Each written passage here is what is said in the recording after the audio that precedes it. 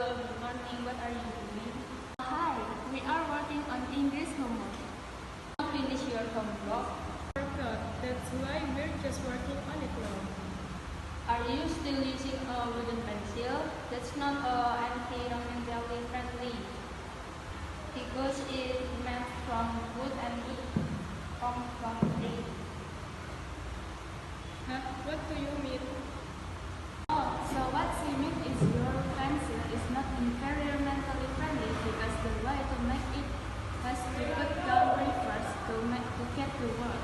Yes, that's what I mean. So you should change your pencil to a more environmentally friendly one.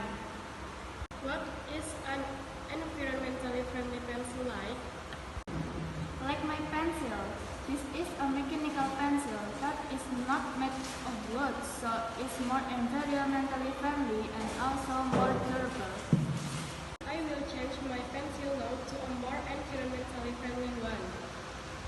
That's it. Then go ahead and do your homework before 12.